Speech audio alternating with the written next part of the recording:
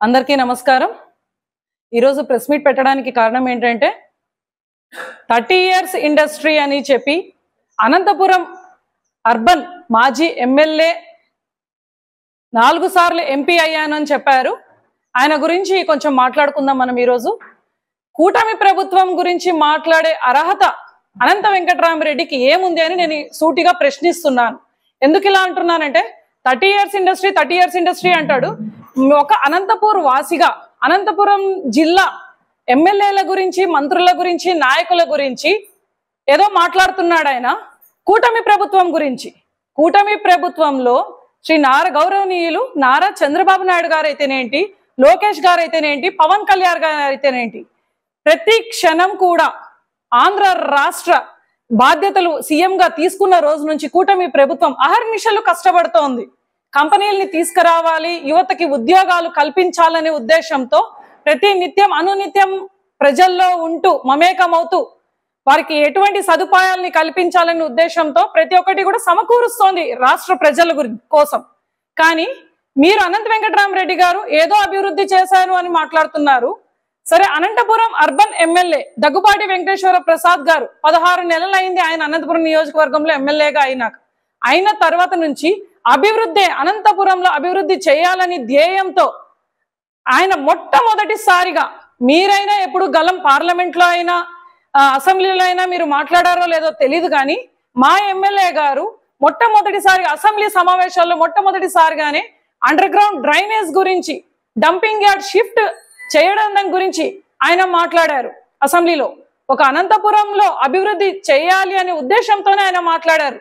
మరి ఇవన్నీ మీకు కనపడటం లేదా?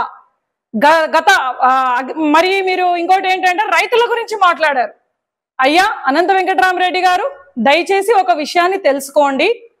గత ప్రభుత్వం అంటే 2014లో రాష్ట్ర విభజన అయిన తరువాత ఎటువంటి డబ్బులు లేని, నిధులు లేని రాష్ట్రంగా మనం ఉన్నాం।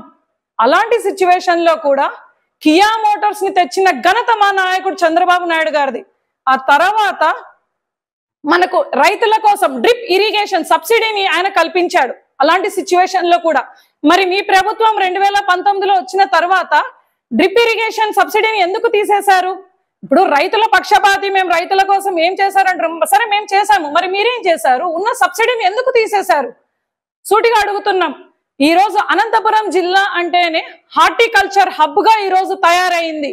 ఇక్కడ ఎటువంటి ప్రతి జిల్లాలో అంటే మన అనంతపురం జిల్లాలో ప్రతి నియోజకవర్గంలో కూడా మనకున్న సాయిల్ పరంగా మనం ఫ్రూట్స్ ని ప్రతి ఒక్కటి కూడా ఎక్స్పోర్ట్ చేస్తున్నాం, కంట్రీస్ కూడా ఎక్స్పోర్ట్ చేస్తున్నాం అనంతపురం జిల్లా నుంచి।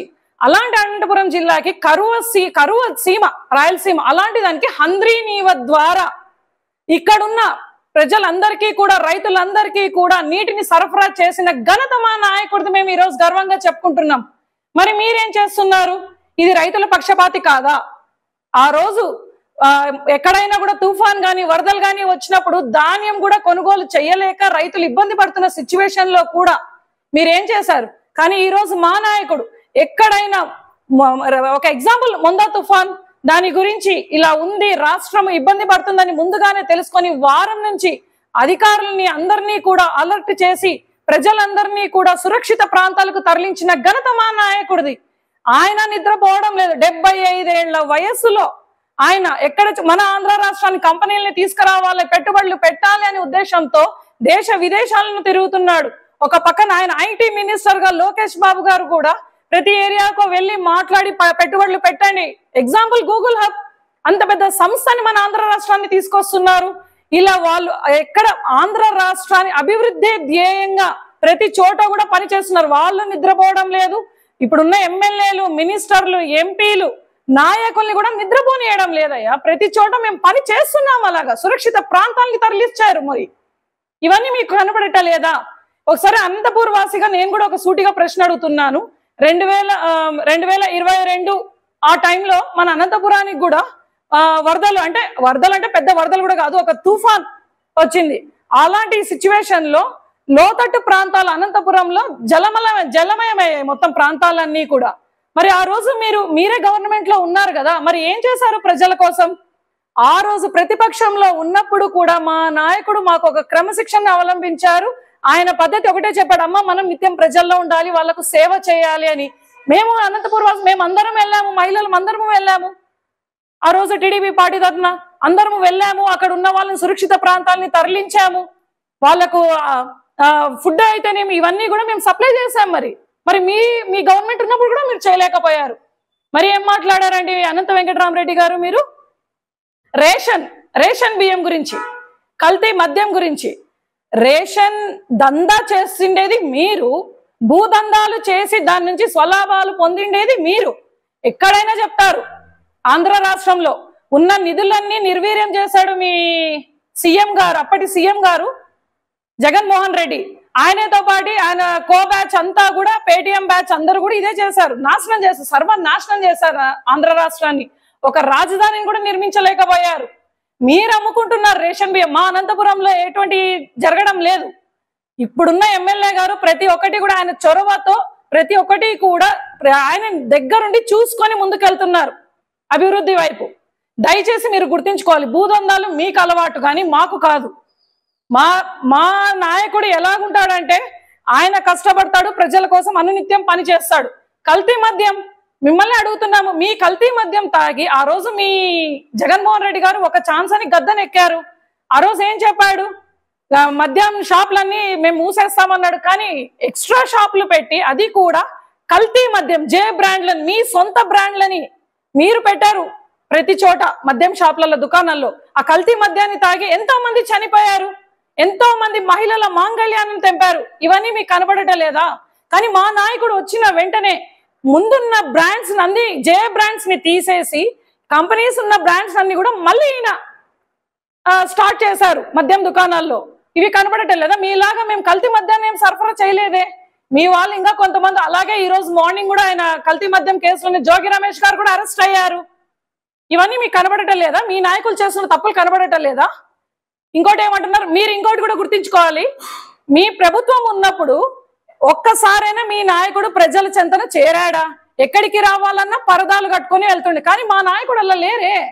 మీకు భయం ఉండేది, ఎందుకంటే మీరు తప్పు చేస్తున్నారు కాబట్టి. మాకు భయం లేదు, మేము అనునిత్యం ప్రజల సంక్షేమం కోసమే పోరాడుతున్నాము. మా నాయకుడు అలానే చేస్తున్నారు, మేమందరం కూడా ఆయన బాటలోనే చేస్తున్నాం కాబట్టి మేము స్వచ్ఛందంగా మేము తిరుగుతున్నాం ప్రజల్లోకి. మీలాగా పరదాలు వేసుకోలేదు.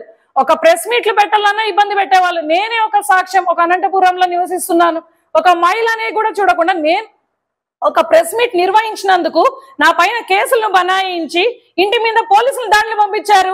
డిఎస్పీ వచ్చాడు. ఒక ప్రెస్ మీట్ కి ఎవరైనా డిఎస్పీకి ఇంటికి వస్తారా? మా ఆస్తులు కబ్జా చేస్తామన్నారు, ఇవన్నీ చేశారు. ఇది ఎంతవరకు సమంజసం? అంటే మీరు చేస్తే ఒక లెక్క, ఇంకొకరు చేస్తే ఇంకొకరు లెక్కనా? అనంత వెంకటరామరెడ్డి గారు ఆ రోజు చట్టాలన్నీ, మీ వైసీపీ గవర్నమెంట్ లో చట్టాలన్నీ చుట్టాలుగా వ్యవహరించాయి. కానీ మా నాయకుడు చంద్రబాబు నాయుడు గారు వచ్చిన తర్వాత చట్టాలన్నీ కూడా ప్రజల పక్షాన నిలబడి పని చేస్తున్నాయి. మీరు మాట్లాడుతున్నారు కలెక్టర్ గారి గురించి, ఎస్పీ గారి గురించి, అధికారుల గురించి మీరు ఎలా మాట్లాడతారండి? నాకు అర్థం కాలేదు. ఎన్నడూ లేని విధంగా ఈ రోజు సస్యశ్యామలంగా ఉంది మన అనంతపురంలో. ఎస్పీ గారు చొరవైతే జిల్లాలో ఉండే మంత్రులు, ఎమ్మెల్యేలు అందరూ కూడా మమేకమై పని చేస్తున్నారు ప్రజల కోసం, మంచిని అందించాలనే ఉద్దేశంతో. దయచేసి మీకు చేతనైతే సహాయం చేయండి, అంటే మీ మాటలు ఇలా చేసుకోండి అని ఒక ఏదైనా సూచనలు ఇవ్వండి. అంతేగాని చేస్తున్న పనిని అడ్డుకొని అనవసరమైన అవాకులు చవాకులు దయచేసి మాట్లాడకండి. మా ఎమ్మెల్యే గారు దగ్గుబాటి వెంకటేశ్వర ప్రసాద్ గారు గుర్తుపెట్టుకోండి, 16 నెలల కాలంలో ఆయన ఎక్కడ రేషన్లన్నీ కూడా ఆయన చూస్తున్నారు. ఎవరైతే అర్హులు ఉన్నారో వాళ్ళందరికీ ఇస్తున్నారు. అడపాదడప ఆయన అనుచరుల గురించి కూడా మాట్లాడుతున్నారు. దయచేసి ఈ మాటను వెనక్కి తీసుకోండి. ఆయన ప్రతి చోట కూడా మనం ఎలా ముందుకు వెళ్ళాలి, సార్తో మనం కలిసి మనం అభివృద్ధి ఎలా చేయాలనే ఉద్దేశంతోనే ఆయన దయచేసి ముందుకు వెళ్తున్నారు. ప్రతి ఒక్కరు గుర్తించుకోవాల్సిన విషయం ఇది. ఇంకొక విషయం ఏంటంటే 75 ఏళ్ల వయసులో ఇంకో మాట చెప్తాను, 75 వయసు అండి ఆయన చంద్రబాబు నాయుడు గారికి. మరి మీ నాయకుడికి వయసు ఎంత అండి? వైసీపీ అడగచ్చు కదా మేము కూడా. ఇలా మీరు ఏ రోజైనా మీ నాయకుడు ఫారెన్ ట్రిప్స్కి వెళ్ళారు కానీ ప్రజల సంక్షేమం గురించి, అభివృద్ధి గురించి ఎప్పుడైనా మాట్లాడారా? ఇంకొక విషయం ఏంటంటే ఆ రోజు 2014లో రాష్ట్ర విభజన అయిన తర్వాత అలాంటి సిచ్యువేషన్ లో కూడా మా నాయకుడు నారా చంద్రబాబు నాయుడు గారు ప్రజల కోసం టిట్కో హౌసెస్ ని నిర్మాణం, ఇల్లు లేని వాళ్ళకి ఇల్లు నిర్మించాలనే ఉద్దేశంతో టిట్కో హౌసెస్ ని ప్రారంభించారు. గవర్నమెంట్ అంటే నెక్స్ట్ 2019కి ఎలక్షన్స్ వచ్చే లోపల అది ఏమైంది? 70% పనులు ప్రతి మన రాష్ట్రంలో ప్రతి నియోజకవర్గంలో కూడా కన్స్ట్రక్షన్ చేశారు. కానీ అవి ఎందుకు మీ గవర్నమెంట్ వచ్చిన తర్వాత నిర్వీర్యమయ్యాయి? ఈరోజు మీరు ఏదో జగనన్న కాలనీలో మేము 1 సెంట్ ఇచ్చాము 1 సెంట్ ఇచ్చాము అని అంటున్నారు కదా.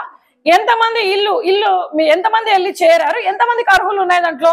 అదే టిట్కో హౌసెస్ ని మిగిలిన 30% మీరు కంప్లీట్ చేసి ఎందుకు ప్రజలకు ఇయ్యలేకపోయారు? నేను సూటిగా అడుగుతున్నాను అనంత వెంకటరామరెడ్డి గారు. దీనికి మీరు సమాధానం ఖచ్చితంగా చెప్పాలి. ఎందుకు ఇవ్వలేకపోయారు? రాష్ట్రం 3 రాజధానులు అన్నారు, అక్కడ నిర్వీర్యం చేసేసారు. ఒక్క అభివృద్ధి అయినా 5 ఏళ్లలో నోచుకోయిందా రాష్ట్రం? ఉన్న సంక్షేమంలో ఉన్న ఎస్సీ ఎస్టీ ఫండ్స్ అన్నీ కూడా మళ్ళీ చేశారు, దారి మళ్ళీ చేశారు. ఈ రోజు ఎంత లోటులో ఉందంటే మన ఆంధ్ర రాష్ట్రము. ఇలాంటి సిచ్యువేషన్ లో కూడా గూగుల్ కంపెనీని హార్టీ హబ్, ఇలాంటివన్నీ హార్టికల్చర్ హబ్ గా ఇవన్నీ కూడా ఎక్కడిదక్కడ ఏ జిల్లాలో ఆ జిల్లాల్లో అక్కడ ఎమ్మెల్యేలు అయితే ఎంపీ గారు అయితేనే మంత్రులు అయితేనేమి పని చేయిస్తున్నారండి. మా అనితక్క గారు ఉన్నారు, హోమ్ మినిస్టర్ అయినప్పటి నుంచి కూడా ఎక్కడైనా మహిళలకు అన్యాయం జరిగినా వెంటనే అక్కడికి వెళ్తున్నారు, స్పందిస్తున్నారు, ఆ తప్పు చేసిన వాళ్ళని శిక్షిస్తున్నారు. ఇలాంటి 1, 2 కాదండి. ఇంకోటి తిరుమలలో అంత పవిత్రమైన పెద్ద టెంపుల్లో కూడా మీరు కల్తీ నెయ్యిని సప్లై చేసి అక్కడ ప్రసాదాన్ని కూడా అపవిత్రం చేశారు. ఇవన్నీ మీ తప్పులు కాదా? మీకు కనబడటలేదా? మీలాగా మాకు 2 నాలుకలు 3 నాలుకలు లేవండి. మా నాయకుడు ప్రజల పక్షానే ఉంటారు, ప్రజల కోసమే పనిచేస్తారు. నారా లోకేష్ గారు ఐటీ మంత్రివర్యులు, ఒక ఐటీ మంత్రికి ఎటువంటి లక్షణాలు ఉన్నాయో అంతకంటే ఎక్కువ మా నాయకుడు లోకేష్ బాబు గారికి ఉన్నాయండి. మీలాగా ఏ రోజు కూడా కంపెనీలతో మాట్లాడిండేది లేదు, కనీసం ప్రజలతో మమేకమై ఎప్పుడైనా మీరు అయ్యారండి? దీనికి నిదర్శనం మా నాయకులు ఇటువంటి పార్టీలో అంటే మా తెలుగుదేశం ప్రభుత్వంలో, కూటమి ప్రభుత్వంలో పనిచేసడం నిజంగా ఒక మహిళగా నేను చాలా హర్షిస్తున్నాను.